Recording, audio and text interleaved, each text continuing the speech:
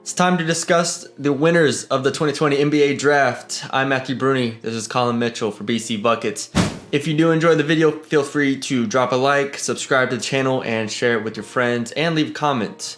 So Colin, let's get into it. The first team we're going to start off with is your Detroit Pistons. Obviously, if y'all checked out the video we did on the Detroit Pistons, Colin had a visceral reaction to Killian Hayes getting selected. Oh, let's go! They also traded up and got Isaiah Stewart from Washington, the center, and Sadiq Bey.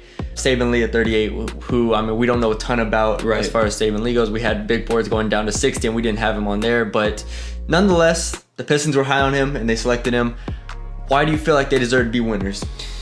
First of all, Killian Hayes, they didn't go with Tyrese Halliburton. They didn't go with, if Patrick Williams was there, who knows what they were going to do. They didn't go with Devin Vassell. They picked the point guard that they kind of been linked to all season. even back to like January. Then they got Isaiah Stewart. They need a big. I guess they don't have John Henson anymore. Christian Wood is not free agent. You obviously don't have Andre Drummond, so that's another young guy to come in there. And the third pick they had was Sadiq Bey with a trade from the Nets. That's probably their best value pick. Sadiq Bey, I think I had him at 14 on my board or something like that. Yeah. He's a great two-way player, really good shooter. He's gonna be able to come in right away and step in and be that wing defender. They did lose Luke Kennard to that trade. However, knee issues and his lack of defense kind of made it to where the team wanted to move on from him. Yeah. And then Saban Lee, like Bruni said, we don't really have him on any of our big boards, but reportedly, Detroit had him as a first round. Of course talent, they did. So, of course they did. Let's talk about the trades real quickly. They traded a future protected first for Trevor Ariza and the 16th pick to the Rockets, and then they traded Luke Kennard to the Clippers, and then the Clippers traded Landry Shamet to the Nets, and the Nets sent the 19th pick to the Pistons. So that's how all that worked out. The Pistons also got the 38th pick for Tony Bradley. They got Tony Bradley as well, along with the 38th pick, just for cash consideration. Yeah. So, that's a pretty big haul as well. They were definitely one of the biggest winners in my opinion. That's even regardless of what you think about Killian Hayes as a player. Like, even if you think he's just going to be a solid, I think that the haul that they were able to bring in, as far as trades go and as far as the picks that they made, I was very impressed. Next up are the Dallas Mavericks, who they picked 18, 31, and then traded Seth Curry to the 76ers in exchange for Josh Richardson and the 36th pick. So they had 3 picks, and they got Josh Richardson. Yep. Just that alone makes this a win for them. They took Josh Green with the number 18 pick, which we were kind of lukewarm on. We weren't really super high on it, but we saw a good amount of upside in Josh Green and what he can do at Arizona. Then they took Tyrell Terry at 31, who I personally had very, very high on my board. I believe I had him number 11. His shooting, I think, will help Luka Doncic take a little pressure off of him, and just so that way they don't have to rely on as many they don't have to rely on Luka as much, and they have other creators on the team. And then 36, Tyler Bey, who we're both kind of high on as a second-round talent just because of his defense and athleticism. What did you think of their draft? I think they did what they needed to do. They didn't try to do too much, and I think that would be my concern going into this thing, thinking Kristaps wasn't going to be able to help him next year with his injury, obviously, and that they played it safe in a way. They got Josh Green, who kind of replaces that Seth Curry-ish thing with the shooting, and then he's able to Dorian Finney-Smith type Dorian guy. Finney-Smith. It's kind of combining the two, and then not only do you do that, you trade for Josh Richardson, who still hits 40% from 3, and then it has defense and is taller than Seth Curry. So I think that's a great trade. And then Tyrell Terry, like you mentioned, that replaces again the Seth Curry shooting and is able to put the ball in someone else's hands other than Luka Doncic. Yeah, and we know that this team loves to shoot 3-pointers. So Josh Richardson, Josh Green, Tyrell Terry, all good 3-point shooters in their own rights. Tyler Bey has the potential to be able to shoot threes, but he's not quite there yet. He's more of a defensive prospect who they're going to be able to plug in and play at the 3 or maybe the 4 potentially. But yeah, I think overall it was a very good draft for the Mavericks, and you have to be happy with it, even though they didn't get a guy who is going to make a huge difference for them this coming season. I think that they got guys who they're going to be able to plug in every now and then and make plays for them. So for a team with the aspirations that the Mavericks have as far as getting up there in the West, I think it was a very good draft for them. Now it's time for the Showtime Charlotte Hornets, Colin. That's what I'm starting to call them now. Now that they're taking LaMelo Ball with the number 3 pick. He was their only first-round draft pick, but, I mean, he has one of the highest upsides in the entire draft. I had him number 2 on my board, and I think that him alone makes this a win for them because they now have the player that they want to build around. Yep. They have their identity moving forward. And then you look at 3 second-round picks as well, Vernon Carey, Nick Richards, and Grant Riller. All of whom are good, all have their flaws in their own ways. I think Grant Riller at 56 is a pretty good pick, even though I'm not high on him. I think him as a backup point guard could serve very well with LaMelo.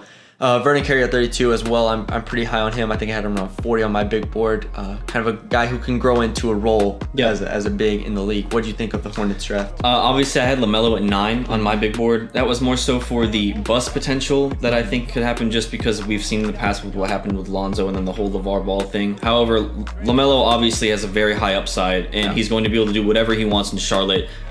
He's already probably their best player in terms of just intangibles and everything. And then like you said, you have Vernon Carey, who's going to do very well there. Kind of replaces like a Marvin Williams, I guess. And then Grant Riller, like you said, I don't know a whole lot about Nick Richards other than the fact that he's like a rim running guy. I mean, Charlotte just needs guys, and I think that they did a good job filling out their roster in an overall sense. Yeah, and in that Nick Richards pick, they sent the 2024 second rounder in exchange for that pick. So I think getting the 42nd pick for that is pretty good value, especially on a team that is trying to rebuild now instead of 2024, which is a pretty far ways away. Right. So I was happy with the Hornets pick. I think they were definitely a winner, and I think that LaMelo Ball alone makes this a win for them.